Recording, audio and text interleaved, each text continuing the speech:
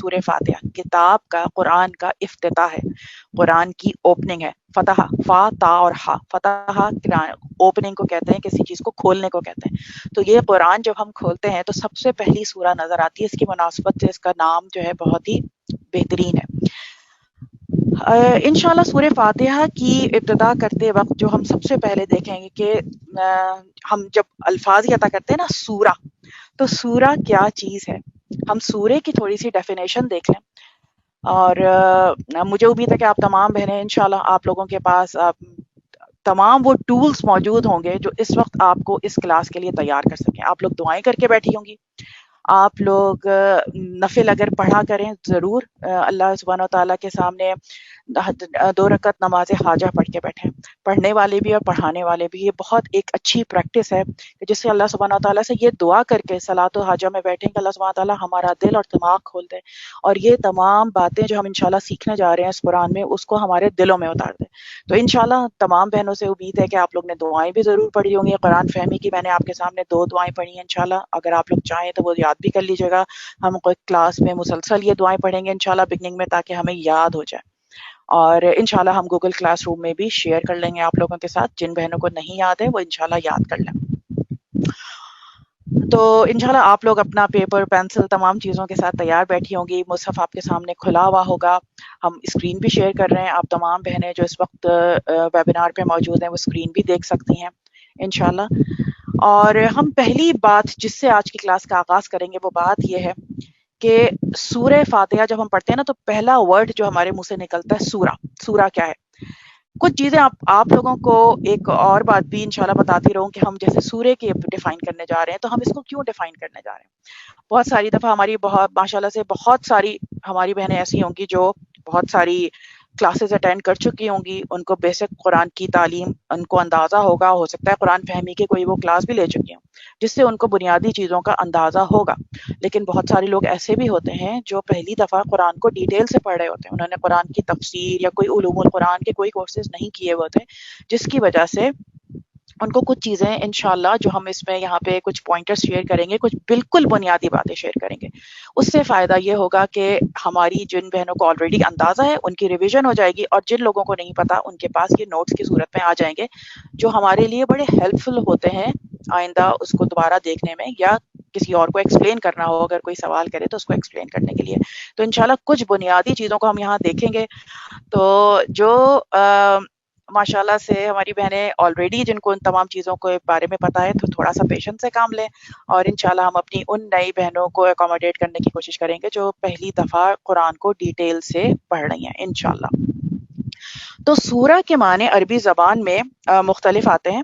انشاءاللہ 5 معنی جو ہیں اس میں لکھے ہوئے ہیں سورہ کے، کہ سورہ جس کو ہم سین واو را اور تا مربوطہ ہوتا ہے، اس کو عربی زبان میں اس کے معنی کیا ہے؟ منزلہ، منزل. منزل کے معنی آتے ہیں منزلتن یعنی درجہ. منزل کہتے ہیں عربی زبان میں منزلوں کو، ایک درجے سے دوسرے درجے پر جانا. ایک کے بعد جو درجات بلند ہوتے جاتے ہیں نا، جیسے درجہ کا لفظ استعمال ہوتا ہے اسی طرح منزل کا لفظ استعمال ہوتا ہے. اس کے معنی ہوتے ہیں ایک کے بعد دوسرا درجہ. تو ایک اس کے معنی تو منزل ہوتے ہیں، یعنی ایک سورہ کے بعد دوسری سورہ، ایک منزل کے بعد دوسری منزل. تو ایک اس کے معنی یہ ہوتے ہیں. دوسرا معنی سورہ کے جو عربی زبان میں استعمال ہوتا ہے وہ ہوتا ہے شرفن. شرفن کے معنی ہے یعنی بزرگی اور بڑائی کے. تو ہر سورہ جو ہے وہ اپنی حساب سے ایک بزرگی اور ایک اپنا بڑائی لیے ہوئے موجود ہے. ایک اس کی خاص کوئی کوالٹیز ہیں جو اس کے اندر موجود ہیں. تیسرا مطلب سورہ کا عربی زبان میں ہوتا ہے علامہ کے لیے استعمال ہوتا ہے، کہ علامت جس کو ہم اردو میں کہتے ہیں، یعنی کسی نشاندہی کرنے کے لیے نشان کے طور پہ استعمال ہوتا ہے. چوتھی چیز اونچی دیوار یا عمارت جو خوبصورت بھی ہو، اس کے لیے استعمال ہوتا ہے. سورہ کا معنی جو آتے ہیں لغت میں اونچی دیوار یا عمارت جو خوبصورت بھی ہو. پانچویں چیز سورہ جو ہوتا ہے اس کا مطلب ہوتا ہے بقیہ حصہ، یعنی کچھ پورشن جس کو ہم انگلش میں کہتے ہیں نا، کسی بہت بڑی چیز کا ایک پورشن، ایک بچا ہوا حصہ یا ایک خاص مخصوص حصہ، اس کو کہا جاتا ہے. تو یہ 5 معنی جو سورہ کے عربی زبان میں استعمال ہوتے ہیں.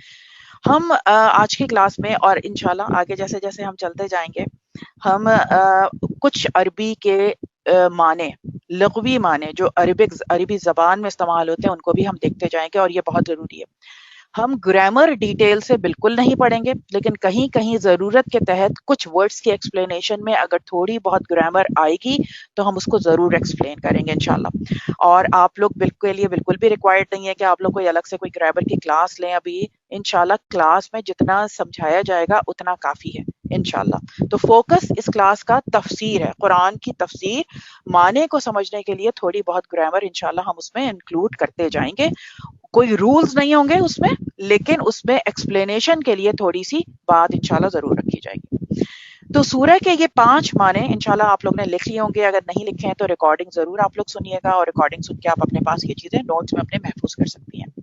قرآن کریم کے بعض ٹکڑوں کو سورہ کہا جاتا ہے۔ قرآن کے جو بعض حصے ہیں ان کو سورہ کہا جاتا ہے، اور ہمیں پتہ ہے کہ قرآن پاک میں 114 سورتیں موجود ہیں، 114 سورہ قرآن میں موجود ہیں۔